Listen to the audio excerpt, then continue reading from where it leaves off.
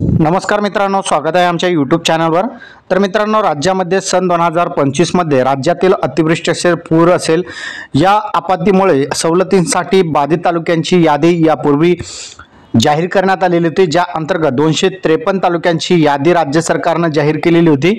पण त्या काही तालुक्यांची यादी होती त्यामध्ये काही तालुके राहिलेले होते आणि काही तालुक्यांचा या ठिकाणी समावेश न केल्यामुळे आता नवीन राज्य सरकारने एक महाराष्ट्र शासनाच्या महसूल व वन विभाग यांच्या मार्फत एक नवीन GR काढण्यात आलेला आहे। या GR अंतर्गत जे काही उर्वरित तालुके आहेत त्यांचा सुद्धा या ठिकाणी समावेश करण्यात आलेले, टोटल तालुक्यांची या ठिकाणी यादी देण्यात आलेली आहे, ज्यामध्ये पूर्णत्व नुकसान झालेले तालुक्यांची यादी असेल किंवा अंशतः नुकसान झालेले तालुक्यांची यादी असेल, असे दोन या ठिकाणी कॉलम बनवून या ठिकाणी माहिती देण्यात आलेली आहे। राज्यामध्ये सद्यस्थिती मोठ्या प्रमाणात अतिवृष्टी होऊन पूर आपत्ती परिस्थिती या ठिकाणी राज्यामध्ये उद्भवलेली आहे। राज्यातील शेतकऱ्यांची शेती असेल, शेती पीक असेल, शेतजमीन असेल यांचं मोठ्या प्रमाणात नुकसान झालेले, त्याचबरोबर पशुहानी, मनुष्यहानी, घर पडझड होणे, पुरामुळे गावातील बाधितांना स्थलांतरित करणे याबाबत मदत देण्याबाबत कारवाई करण्यात येत आहे। आता महत्त्वाचं म्हणजे जून ते ऑगस्ट 2025 या कालावधीमध्ये जवळपास 26 लाख हेक्टर जे आहे नुकसान झालेलं होतं। त्यानंतर सप्टेंबर महिन्यामध्ये जवळपास 39 लाख हेक्टरचं या ठिकाणी राज्यामध्ये सुमारे 65 लाख हेक्टरचं शेती पिकांचं नुकसान झालेले, ज्यामध्ये जून ते सप्टेंबर या महिन्यामध्ये। आणि राज्य सरकारनं जे 9 ऑक्टोबर 2025 मधील एक परिपष्ट जे तालुक्यांची यादी जाहीर केलेली होती त्यामध्ये आता सुधारणा करून नवीन तालुक्यांची यादी सुद्धा ऍड करण्यात आलेली आहे आणि त्याचीच यादी आजच्या व्हिडिओच्या माध्यमातून आपण बघणार आहोत, ज्यामध्ये अतिवृष्टी पूर परिस्थितीमुळे ज्या काही सवलती आता राज्य सरकार देणार आहेत, या तालुक्यामध्ये जर तुमचं यादीमध्ये नाव असेल तर तुम्हाला या सवलती मिळणार आहे। यामध्ये जमीन महसुलात सूट मिळेल, सहकारी कर्जांचे पुनर्गठन होतील, शेतींशी निगडीत कर्जांच्या वसुलीस या ठिकाणी स्थगिती देण्यात येणार आहे 1 वर्षांसाठी आणि तिमाही बिलांचे या ठिकाणी वीज बिल जे आहे माफ केले जातील, परीक्षा शुल्कात या ठिकाणी माफी असेल, 10वी-12वीच्या विद्यार्थ्यांसाठीची जी परीक्षा शुल्क असेल ती माफ केली जाणार आहे। आता तालुक्यांची यादी बघून घेऊया।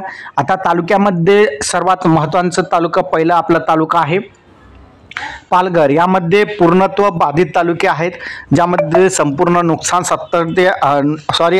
80% जास्त या ठिकाणी नुकसान झालेले त्या तालुक्यांची, ज्यामध्ये पालघर असेल, डहाणू असेल, तलासरी, विक्रमगड या तालुक्यामध्ये मोठ्या प्रमाणात नुकसान झालेले, त्यामुळे पूर्णत्व बाधित तालुके या ठिकाणी त्यांच्या लिस्टमध्ये ऍड करण्यात आलेले, ज्यामध्ये 4 तालुक्यांचा या ठिकाणी पालघर जिल्ह्यातील समावेश आहे।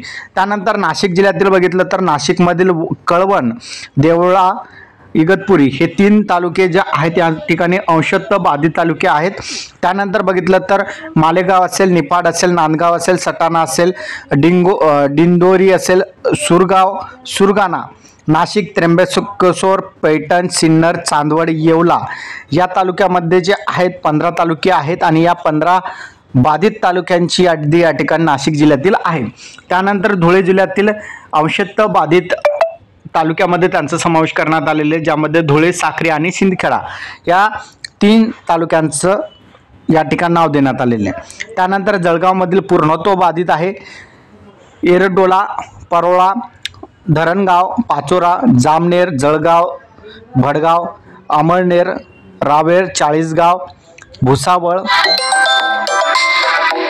भुसावळ, त्याचबरोबर बोदवड, मुक्ताईनगर हे जळगाव जिल्ह्यातील 13 तालुक्यांचे समावेश पूर्णत्व या ठिकाणी नुकसान झालेल्या तालुक्यांच्या यादीमध्ये आहे।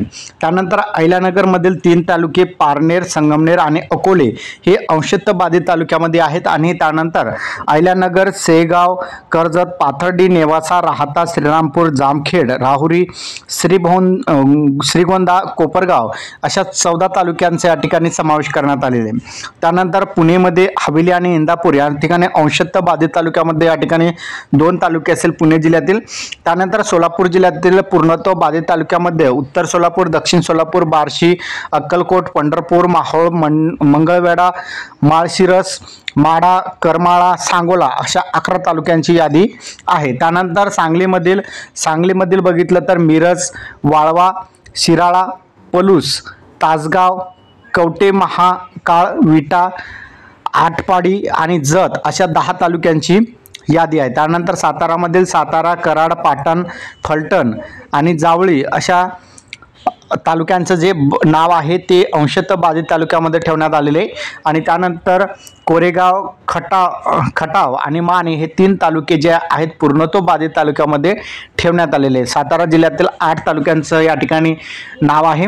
त्यानंतर सोलापूरमधील कागल, शिरोळ आणि पन्हाळा हे 3 तालुके जे आहेत ते अंशतः बाधित तालुक्यामध्ये आहेत।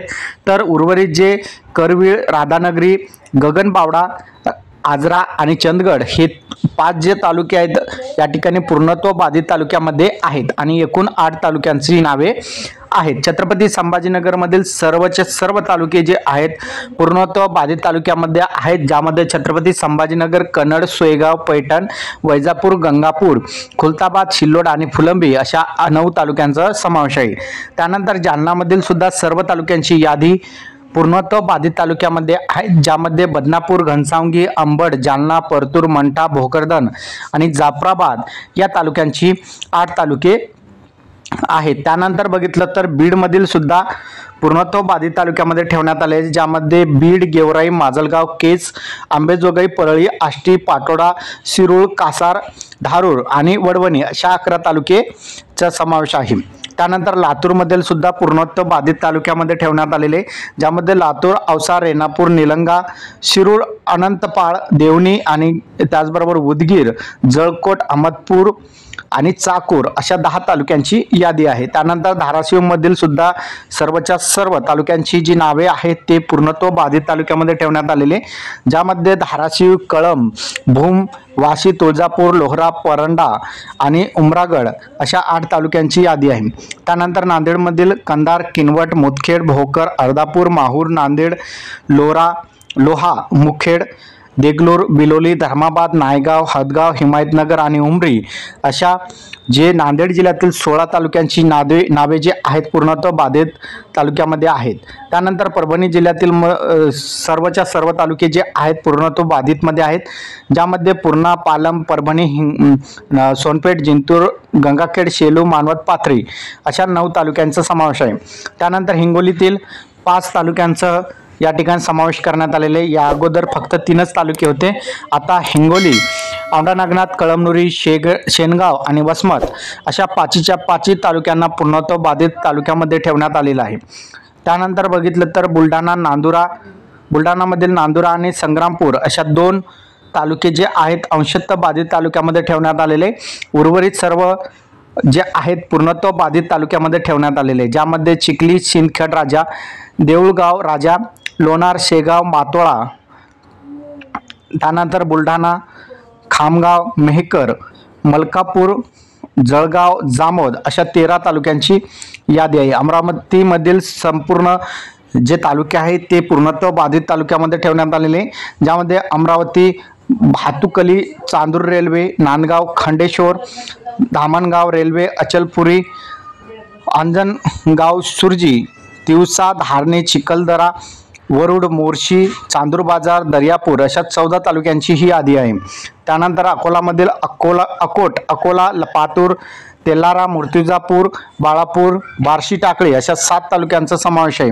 त्यानंतर वाशिममधील वाशिम, रिसोड, मालेगाव, मंगळूरपीर, कारंजा, मानोरा अशा 6 तालुक्यांची यादी आहे। त्यानंतर यवतमाळमधील पुसद, यवतमाळ, बाळापूर, बाभुळगाव, मारेगाव, महागाव, उमरखेड, कळंब, घाटंजी, राळेगाव, दारवा, आर्णी, नेर, डिग्रस, पांढरकवडा, वणी, झरी, जामणी अशा 16 तालुक्यांची नावे या ठिकाणी पूर्णत्व बाधित तालुक्यामध्ये ठेवण्यात आलेले। त्यानंतर वर्धामधील वर्धा, सेलू, देवळी, आर्णी, समुद्रपूर, हिंगणघाट, कारंजा आणि आष्टी अशा 8 तालुक्यांचा समावेश आहे। तर नागपूरमधील नागपूर, कामठी, सावनेर, पारशिवनी, मौदा, भिवापूर, कळमेश्वर, काटोल, रामटेक, हिंगणा, उमरेड, कुही आणि नरखेड या 13 तालुक्यांची यादी पूर्णत्व बाधित तालुक्यामध्ये आहे। त्यानंतर भंडारामधील साकोली, भंडारा, महाडी, तुमसर, पवनी, लाखनी आणि लागदूर अशा 7 तालुक्यांची नावे जी आहे पूर्णत्व बाधित तालुक्यामध्ये भंडारा जिल्ह्यातील आहे। त्यानंतर गोंदिया जिल्ह्यातील या ठिकाणी अंशतः बाधित तालुक्यामध्ये तिरोडा, तिरोडा, गोंदिया, गोरेगाव, मोर अर्जुनी, सालकसा, सडक अर्जुनी आणि आमगाव अशा 7 तालुक्यांची नावे या ठिकाणी अंशतः बाधितमध्ये आहेत. तर देवणी हे जे गाव आहे, तालुका आहे, ते पूर्णत्व बाधित तालुक्यामध्ये ठेवण्यात आलेले आहे. तर चंद्रपूर जिल्ह्यामधील बघितलं तर या ठिकाणी चंद्रपूर, भद्रावती, राजुरा, बल्लारपूर, कोरपणा, मूल, वरोरा, सावनी, चिमूर, नागभीड, सिंदेवाही, त्याचबरोबर जिवती आणि ब्रह्मपुरी अशा 14 तालुक्यांची यादी जी आहे चंद्रपूर जिल्ह्यातील आहेत. त्यानंतर गडचिरोलीमधील बघितलं तर 2 तालुके अंशतः बाधितमध्ये आहे आणि उर्वरित जे तालुके आहेत ते पूर्णत्व बाधितमध्ये ठेवण्यात आलेले, ज्यामध्ये चारमोशी आणि कोरची हे 2 तालुके जे आहेत अंशतः बाधित तालुक्यामध्ये आहेत. तर गडचिरोली, धानोरा, मुलचेरा, आरमोरी, कुरखेडा, अहेरी, सिरोचा, भामरागड, अट्टापल्ली आणि वडसा अशा 12 तालुके जे आहेत आता या ठिकाणी गडचिरोली जिल्ह्यातील आहेत. एकूण तालुक्याची आपण संख्या बघितली तर या अगोदर 253 होती. आता यामध्ये तालुक्यांची संख्या वाढ झालेली आहे. आता 282 तालुक्यांची या ठिकाणी जे आहेत पात्र ठरवण्यात आलेलं आहे, ज्यामध्ये अंशतः बाधित तालुक्यांची संख्या 31 तर पूर्णत्व बाधित तालुक्यांची संख्या 251 एवढी आहे. आता अंशतः बाधित तालुक्यामध्ये सुद्धा प्रत्यक्ष बाधित मंडळ सवलतीसाठी या ठिकाणी पात्र राहणार आहे आणि पूर्णत्व बाधित मधील सुद्धा सर्वच्या सर्व मंडळे या ठिकाणी पात्र राहणार आहे, ज्यामध्ये अतिवृष्टी नुकसान भरपाईची रक्कम असेल, शेतकऱ्यांना कर्जमाफीमध्ये सूट असेल, या ठिकाणी कर्जामध्ये जी कर्जाची वसुली आहे त्या ठिकाणी स्थगिती करण्यात आलेली आहे. त्याचबरोबर सहकारी कर्जाचे पुनर्गठन करण्यात येणार आहे. जमीन महसुलामध्ये या ठिकाणी सूट देण्यात आलेली आहे. तर वीज बिला जे शेतकऱ्यांचे वीज बिल आहेत 3 महिन्यांचे माफ करण्यात आलेले. त्याचबरोबर विद्यार्थ्यांना 10वी 12वीचे जे विद्यार्थी वर्ग आहेत त्यांच्यासाठीची जी परीक्षा शुल्क असते ती या ठिकाणी राज्य सरकारने माफ केलेली आहे. तर अशा प्रकारचे या ठिकाणी बाधित जे तालुके बाधित आहेत त्यांच्यासाठी या ठिकाणी या सवलती मिळणार आहेत. हा व्हिडिओ तुम्हाला कसा वाटला कमेंटमध्ये नक्की सांगा. चॅनलवर नवीन असाल चॅनलला सबस्क्राईब करा. धन्यवाद.